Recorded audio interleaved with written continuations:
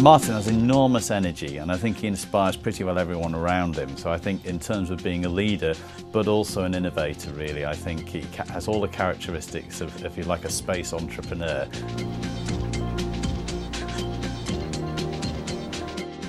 Well, Martin is a real inspiration. He's a great enthusiast for space, and he's also a fantastic hard worker, and that enthusiasm, I think, goes throughout the whole team that he assembled. I think anything that in the UK that produces an exportable manufactured product, if you like, is very desirable, essential to the country, and SSTO is playing a part in that.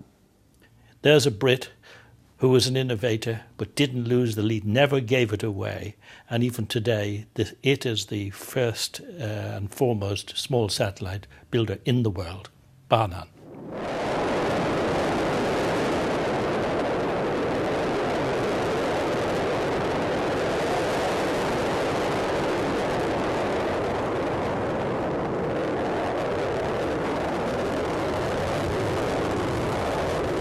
Well, look at what he's achieved. You begin with an idea in a university department. You then spin it out from the university, and a lot of spin-outs fail at that point. You then grow it as an independent company. You then, in turn, accept that it's going to be bought by a very large organisation, EADS Astrum, but you're able to maintain the distinctive identity of Surrey Satellites within the wider business family. Each one of those transitions is so hard to manage, and many companies come a cropper at each one. The fact that he's managed each one of those transitions tells me that he's a very successful business leader indeed. What Martin spotted very early on was that with the advent of the microprocessor, then you could put a lot of capability into a very small volume, and he spotted that this would revolutionise spaceflight. And there'd already been a programme of launching amateur radio satellites, and so Martin decided that the UK should have one, and that resulted in our first satellite, Duosat-1.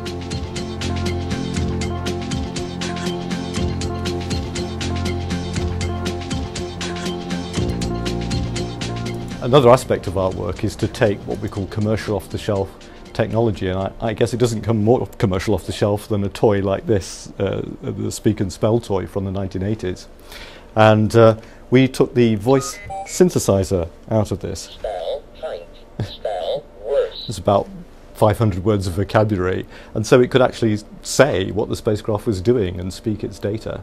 I think Martin's idea really of moving towards low-cost satellites using available technology really was an inspirational thought. I think no one else had done this, and I came from an industry where we were having to do space-qualified parts, which were incredibly expensive. So he really did achieve a transformational effect, I think, in terms of the technology to develop satellites, which has had a huge impact. I mean, there's literally an order of magnitude between what I would describe as the standard satellite cost and where Martin's company and his technology now sits. So this really was a pivotal change. I mean, people were very sceptical when he started first to talk about creating satellites that were the size of a television set.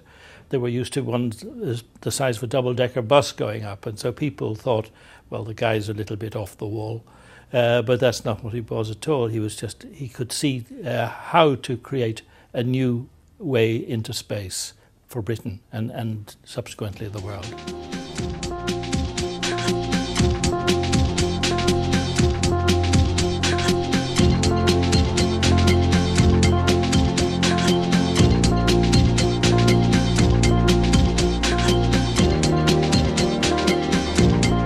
Martin's work really in setting up a company, SSTL, and also his work really in the Surrey Space Centre was really extremely important to the university. For many people, I think space and Surrey are synonymous, so actually I suppose Martin and Surrey are synonymous too. So a very important role really, and I think he's created a legacy here really which will go on for many, many decades to come in terms of the importance to the university. Well, we've always worked very closely, and this symbiosis between academia and industry has been extremely powerful. It means we can take research straight from the university and exploit it, and that gives us the edge in terms of the technology that we can produce.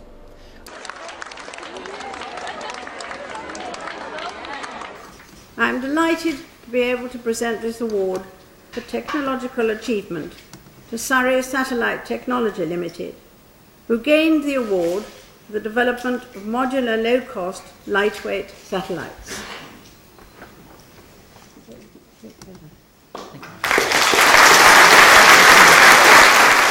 Well, the reason the Queen visited us was indirectly due to Martin. We had won the Queen's Anniversary Prize for the work of the satellite, Martin Satellite Company, and visited the palace. And I said to her that we were planning a moon satellite, a satellite to the moon. And she said, "Oh, a moonshot, I must come and see you."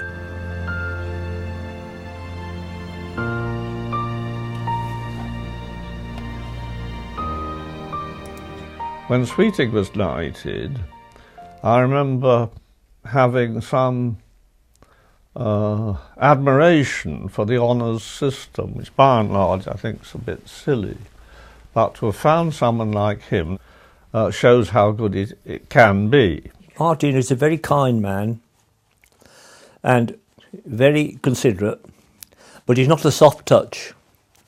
In other words, he controls things when he's in charge. He is an extraordinary person. He's a very innovative person, a very exciting person to work with, very creative, imaginative, and he's great fun. Martin deserves recognition for what he's done. He's been a real pioneer of low-cost space, and I think at the last count we've trained something like 6 new space agencies. So what Martin has done is he's enabled many countries to establish a space program, and it's been great to see that happen. Well, I think it's a fantastic recognition for Martin Sweeting's personal achievements, but I hope it's a recognition of something else as well, that Britain has actually got a space sector that contributes a lot to the world.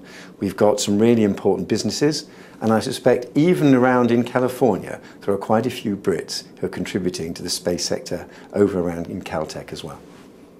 I think the future really looks extremely exciting for Martin, his team, SSTL, and of course the Space Centre. We've got work going on in SSTL where they've won contracts, of course, to build the rest of the Galileo constellation payloads.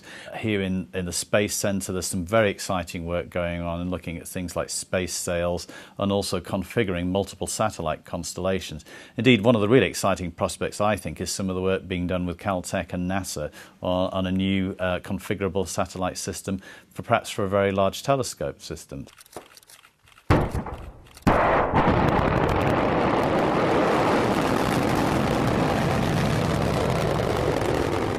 If there was one word that I would describe Martin with, it's inspirational. Entrepreneur. The modern word is focused, but I'd say extremely dedicated.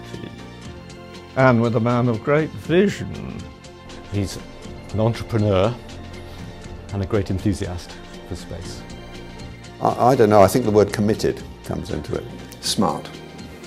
And I don't mean by that how he dresses, I just mean he is a smart guy. He is quite an exceptional engineer, quite an exceptional scientist, quite an exceptional human being.